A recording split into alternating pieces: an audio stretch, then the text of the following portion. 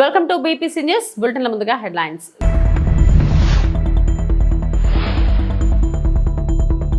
Telangana CM Revanth Reddy నివాసంలో వినాయక చవితి వేడుకలు.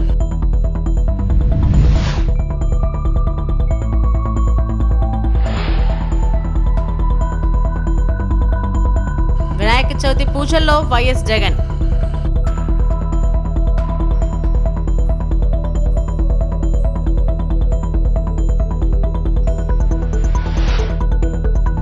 దివ్యాంగుల పింఛన్లపై వైసీపీ తప్పుడు ప్రచారం చేస్తుందన్న home minister Anitha.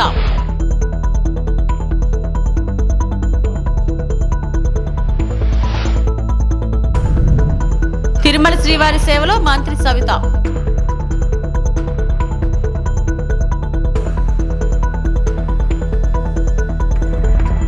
Telangana CM Revanth Reddy నివాసంలో వినాయక చవితి వేడుకలను ఘనంగా నిర్వహించారు. జూబ్లీ హిల్స్ లోని నివాసంలో సతీమణి గీతా కుమార్తె, అల్లుడు, మనవడితో కలిసి సీఎం ఈ వేడుకల్లో పాల్గొన్నారు. ప్రత్యేక పూజల అనంతరం సీఎంతో పాటు తీర్థ ప్రసాదాలను స్వీకరించారు.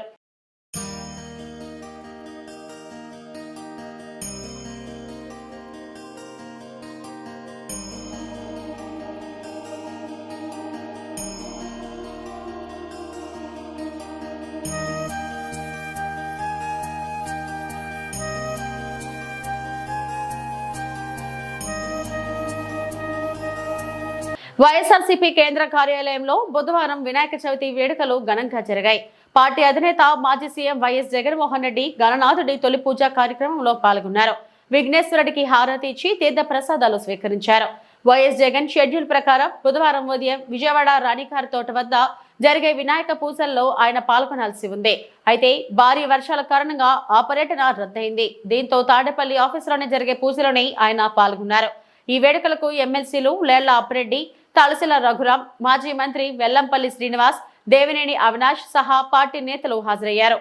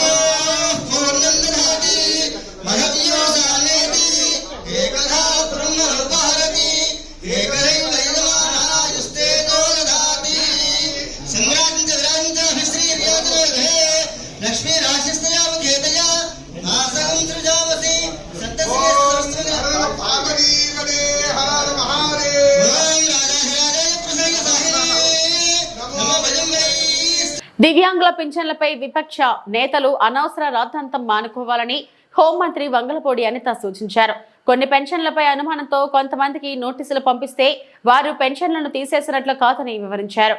వారు సదరం సర్టిఫికెట్లు పరిశీలించి అన్ని సక్రమంగా ఉన్నట్లయితే పింఛన్లు కొనసాగుతాయని స్పష్టం చేశారు. పంపించడం అనేది పరిపాలన, అది నోటీస్ అనేది తీసేయడానికి కాదు కదా. నేను తీసేస్తామని నోటీస్ ఇవ్వలే.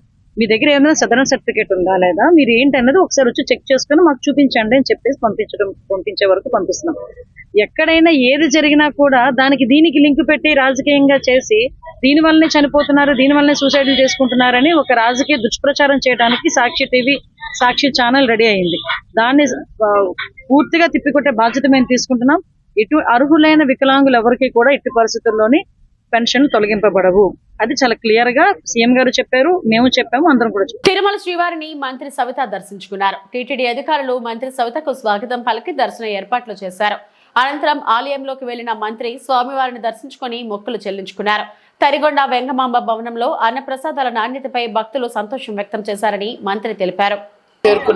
భోజనానికి కూడా వెళ్ళాం. భోజనం కూడా చాలా బాగుంది, మరి క్వాలిటీగా ఉంది, క్లీనింగ్ కావచ్చు, ఫుడ్ చాలా బాగుందని భక్తాదులతో కూడా కలిసాం. భక్తాదులకు ఎలాంటి ఇబ్బంది జరగకుండా, టీటీడీకి ఎలాంటి అవాంఛాలు జరగకుండా గత కూటమి ప్రభుత్వం కావచ్చు, కొత్త టీటీడీ చైర్మన్ వచ్చిన తర్వాత టీటీడీ మరి బోర్డు మెంబర్స్ కూడా, మరి టీటీడీ సభ్యులు కూడా అందరినీ రిసీవింగ్ చేసుకోవడం, ప్రజల్ని ఎక్కడికక్కడ వాళ్ళని గైడ్ లైన్ చేయడం చాలా బాగుందని కూడా భక్తాదులు చెప్పడం చాలా బాగుంది. ఈ కలిగా వెంకటేశ్వర స్వామి కృప ఈ దేశానికి, ముఖ్యంగా మన రాష్ట్రానికి వెళ్ళవెళ్ళ ఉంటుందని తెలియజేస్తూ ప్రజలందరికీ వినాయక చవితి శుభాకాంక్షలు కూడా తెలియజేస్తూ విశాఖ స్టీల్ ప్లాంట్ ఎట్టి పరిస్థితుల్లోనూ ప్రైవేట్ పరం కాదని, కూటమి ప్రభుత్వం అధికారంలోకి ఉన్నంత వరకు తాము హామీగా ఉంటామని ఎంపీ భరత్, టీడీపీ రాష్ట్ర అధ్యక్షుడు పల్లా శ్రీనివాసరావు విశాఖలోని కూటమి ఎమ్మెల్యేలు స్పష్టం చేశారు.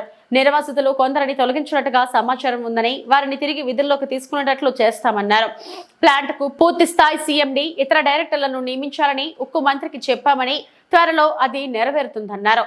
ఉక్కు పరిశ్రమలో 1000 మందికి పైగా కాంట్రాక్టర్లు ఉన్నారని, వారిని 35కు కుదించేందుకు మాత్రమే యత్నాలు జరుగుతున్నాయని వివరించారు. వాళ్ళు వచ్చి మాకు రిప్రజెంటేషన్ ఇస్తే మీరు ఎందుకు గొడవ పెట్టారంటే మేము ఇప్పుడు పశ్చాత్తాపడుతున్నాము, మేము పెట్టము తీసుకోండి అంటే సీఎండీకి ఫోన్ చేస్తే చాలా మమ్మల్ని హెరాస్ చేశారండి వాళ్ళు. మేము ప్లాంట్ని లాభాల్లో ఇప్పుడు ఆయన తీసుకునేది కరెక్ట్ నిర్ణయం నేను అనలేను, కానీ అలా అని కొందరు దురుద్దేశంతో వాళ్ళ ప్రైవేట్ ఎజెండాతో తప్పుదారి పట్టించడానికి ప్రయత్నంలో కొంత మిస్లీడ్ చేస్తున్నారు పీపుల్ని. That is not correct. It's a policy decision that any public sector which runs into losses. So the example మీకు చెప్పాను కదండి, సేలం స్టీల్ ఆపారు. ఈరోజు మనం ఖచ్చితంగా ఆపాం. గత 5 years చూడండి, గత 5 yearsలో ఇంకొక 2 months ఉంటే ఆ ప్లాంట్ ఖచ్చితంగా మూతపడిపోయి ఉండేది. ఎందుకంటే ఆ గవర్నమెంట్ సపోర్ట్ లేదు. It was running at 20% capacity. 20% capacity మీద రన్ అవుతే 1 టన్ను స్టీల్ తయారు చేయడానికి 2.5 లక్షలు అవుతుంది. సో ఆ గత 5 years అలాగే రన్ చేశారు, ఎక్కడో పైసా పెట్టలేదు కదా. ఇప్పుడు మనం 14,000 crores తెచ్చి పెట్టిన తర్వాత మళ్ళీ ప్రైవేటైజేషన్ ఎందుకు వస్తుంది? కూటమి ప్రభుత్వము ఏర్పడిన Malana this is a political decision. And ఇంకొకటి, సెయిల్లో ఏమాత్రం అవకాశం ఉన్నా దాంట్లో కూడా మెర్జ్ చేయడానికి పూర్తి ప్రయత్నాలు జరుగుతున్నాయని చెప్పి రాష్ట్ర ప్రజలందరికీ కూడా మీ ద్వారా తెలియజేసుకుంటున్నాం. వైఎస్ఆర్ కాంగ్రెస్ పార్టీ మైనారిటీ నేత అబ్దుల్ మస్తాన్ నెల్లూరులో మాట్లాడుతూ, కావలి ఎమ్మెల్యే కావ్యకృష్ణారెడ్డి నోరు అదుపులో పెట్టుకోవాలని హెచ్చరించారు. లేకపోతే 2029లో నీకు తగిన గుణపాఠం నేర్పుతామని అన్నారు. ముస్లింలకు నువ్వు ఏం చేశావో ముందు చెప్పు అని అన్నారు. ముస్లిం మైనారిటీ నేతలకు దగా చేశావని అన్నారు. ఒక ఎమ్మెల్యే స్థాయిలో ఉండి దిగజారుడు భాష మాట్లాడతావా అని ఆవేదన వ్యక్తం చేశారు. ఆయన ఒక ప్రజలు ఆయనకి గెలిపిస్తే చూడండి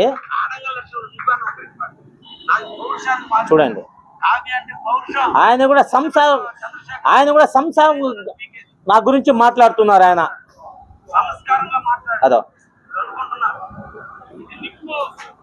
ఆయన నిప్పు అంట, మళ్ళా ఒక గిలాస్ నీళ్లు వేస్తే నిప్పు మొత్తం మాడిపోతుంది, ఆరిపోద్ది. ఈయన కూడా మాట్లాడుతున్నాడు, మళ్ళా ఖబర్దార్ అంట. మన చంద్రశేఖర్ గారు ఎలాంటి నాయకుడు అంటే ప్రజల్లో ఉన్న నాయకుడు. ఆయన ప్రతి ఒక్కడికి అందుబాటులో ఉన్న నాయకుడు. ఏ ఉంటే అది మాట్లాడాడు ఆయన. ప్రజలకి ఏ మంచితనం ఉంటే అదే మాట్లాడతాడు, కానీ ఈయనలాగా లుచ్చలాగా మాట్లాడాడు. కావ్య మేడం లాగా, సారీ కావ్య మేడం కాదు కదా, కావ్య కృష్ణారెడ్డి గారు ఆయన. ఓకే, ఇంకోసారి ఆయనకి మాత్రం కృష్ణారెడ్డి గారు మాట్లాడాము, కావ్య మేడమే అని మాట్లాడతాం. ఎందుకంటే ఆయన ముందు ఉండేది కావ్య. కావ్య అంటే ఏంది మీరే చెప్పండి సారు. కావ్య అంటే ఏంది? పేరు లేడీస్కి పెడతారా, ఆడవాళ్ళకి పెడతారా, లేకపోతే జెంట్స్కి పెడతారా, మగవాళ్ళకి పెడతారా? లేడీస్కి పెడతారు కావ్య అని. నువ్వు కూడా మాట్లాడుతున్నావా మా నాయకుడి గురించి? ఆడంగి ఈడింగ్ అని. ఆడంగి అంటే ప్రజల్లో ఉన్న నాయకుడికి ఆడంగి ఈడంగి చెప్పకూడదయా? మగతున్న నాయకుడు అతను, ప్రజల్లో అందుబాటులో ఉన్న నాయకుడు. మీరు ఏం చెప్తారు? కావ్య మేడం మీసాలు ఉంది, కావ్య అంటే మీసాలు, మగతనం అంటే మీసాలు కదయా, దాంట్లో ఉండాల మగతనం అంటే. ఖైరతాబాద్ గణేశుడి ఉత్సవాలు ఘనంగా ప్రారంభమయ్యాయి. తెలంగాణ గవర్నర్ జిష్ణుదేవ్ వర్మ తొలి పూజ చేశారు.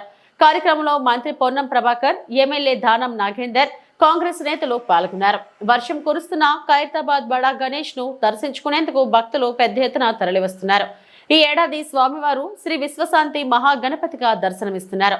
69 అడుగుల ఎత్తు, 28 అడుగుల వెడల్పుతో విగ్రహాన్ని తీర్చిదిద్దారు.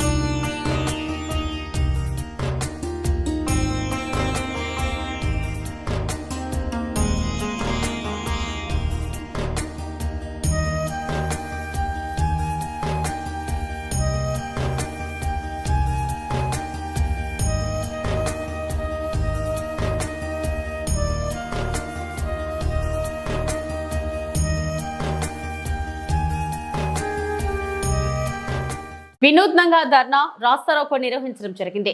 సిపిఎం పార్టీ ఆధ్వర్యంలో గతంలో చేసిన రోడ్డు పనులకు బిల్లులు చెల్లించి వడ్డాది విజయరామరాజుపేట వద్ద కాజ్వేలు నిర్మాణాలు చేపట్టాలి. శాశ్వతమైన బ్రిడ్జి నిర్మాణం చేపట్టాలి. వారం రోజుల్లోగా విజయం రామరాజు కాజువే నిర్మాణం చేయకపోతే దాచేరు వంతెన వద్ద భారీ ఎత్తున ధర్నా జనదీక్ష నిర్వహిస్తాం. కొత్తకోట భారీ గొయ్యల్లో ఏర్పడిన వాటిపై మొక్కలు నాటి ధర్నా నిర్వహించడం జరిగింది. విశాఖ ఉమ్మడి జిల్లా పరిధిలో బిఎన్ రోడ్డు చోడవరం నుండి నర్సీపట్నం మరియు వడ్డాది నుండి పాడేరు వెళ్లే ఎం కోడూరు వరకు భారీ గొయ్యలు ఏర్పడ్డాయి. వీటిలో ప్రధానంగా 15 లక్షల మంది ప్రజలు ఈ రోడ్డుపై రవాణా సాధిస్తూ ఉన్నారు. రాష్ట్రంలో ఒక ప్రముఖమైన ఈ రోడ్డుపై వర్షాకాలం వచ్చిందంటే అనేక మంది ప్రయాణికులు ఇబ్బందులు తప్పట్లేదు.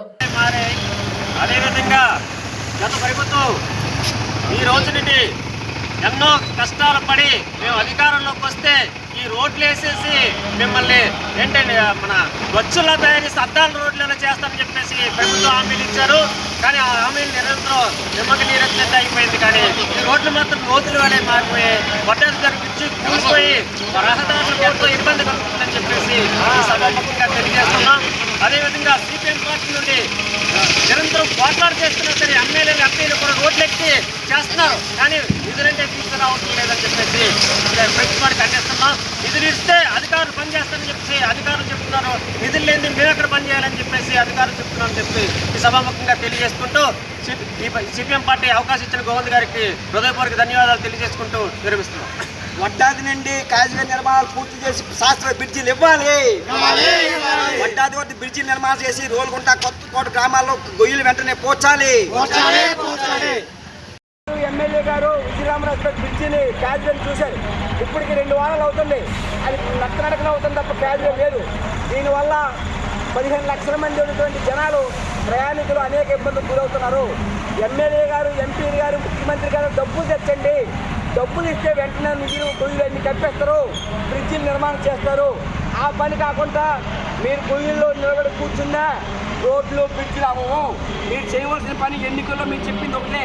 మేము అధికారంలోకి వచ్చి వెంటనే గొయ్యల్ని బ్రిడ్జిల్ని అట్లా నిర్మాణం చేసి శాశ్వత బిఎన్ రోడ్ నిర్మాణం చేస్తున్నాం. కానీ ఈరోజు నేటికి కూడా సంవత్సరాలు దాటుతున్నా కానీ పైసా విడుదల చేయలేదు. అనేక కార్యక్రమాలు చేస్తున్నారు. వెంటనే విజయరామరాజుపేట వద్ద ఉన్నటువంటి బ్రిడ్జిని పూర్తి చేయాలని, అలాగే బిఎన్ రోడ్డు ఇది వడ్డాది నుంచి మాడుగులు వెళ్ళేది, అలాగే వడ్డాది నుంచి చోడవరం వెళ్ళేది, వడ్డాది నుంచి అలాగే అనకాపల్లి రోడ్డుని మరమ్మతు చేయాలని మేము సిపిఎం పార్టీగా ఈరోజు మొక్కలతో నాటి వినియోగమైన కార్యక్రమాలు చేస్తున్నాం. ఇప్పటికైనా ప్రభుత్వం స్పందించకపోతే ఎంపీని ఎమ్మెల్యేలు కూడా ఈ వద్ద మీ పెద్ద ఎత్తున వాళ్ళ దగ్గర కూడా ఆందోళన చేస్తామని చెప్పి భావిస్తూ ఈ అవకాశం మీ అందరికీ ధన్యవాదాలు చేస్తే మనం రేణిగుంట ప్రెస్ క్లబ్ అసోసియేషన్ ఆధ్వర్యంలో వినాయక చవితి వేడుకలు బుధవారం ఘనంగా జరిగాయి. నూతనంగా ఏర్పాటు చేసిన ప్రెస్ క్లబ్ కార్యాలయంలో వినాయకుని ప్రతిమను ప్రతిష్ఠించి సభ్యులు భక్తిపూర్వకంగా ప్రత్యేక పూజలు నిర్వహించారు. అనంతరం జర్నలిస్టుల సంక్షేమం కోసం ప్రార్థనలు చేసి భవిష్యత్తులో రక్తదానం, ఆరోగ్య శిబిరాలు వంటి సేవా కార్యక్రమాలను క్లబ్ ఆధ్వర్యంలో చేపడతామని సభ్యులు తెలిపారు. భక్తి, సేవా స్ఫూర్తి కలిసిన ఈ వేడుకల్లో ప్రెస్ క్లబ్ అధ్యక్షులు, సభ్యులు పాల్గొని ఐక్యతను ప్రతిబింబించారు.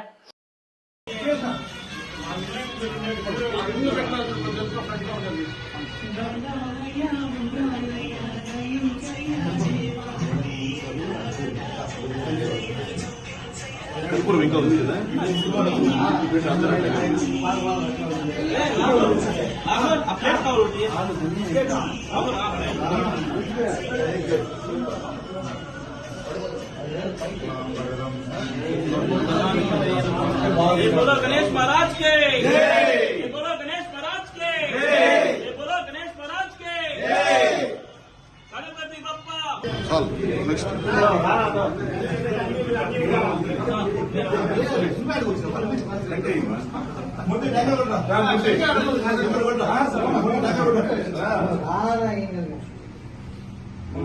పట్టణాధ్యక్షులు, జిల్లా అధ్యక్షులు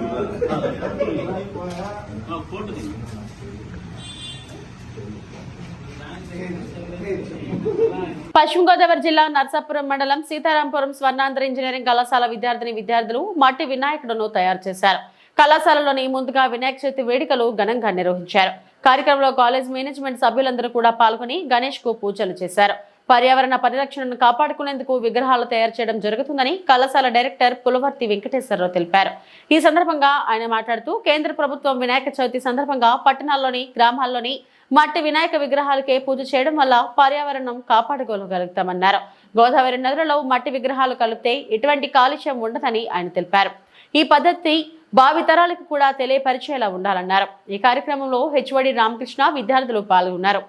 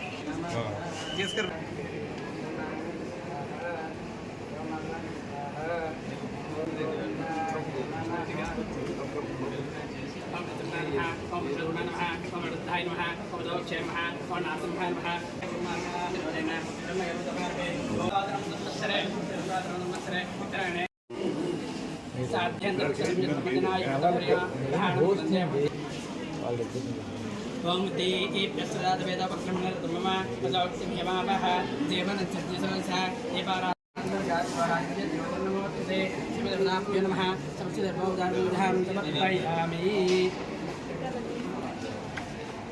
देवदेवनाभ्यो नमः समस्त धर्मोदारं नमः वेदस्य वृद्धाय नमः आवरणस्य कालाय नमः ज्ञानाय नमः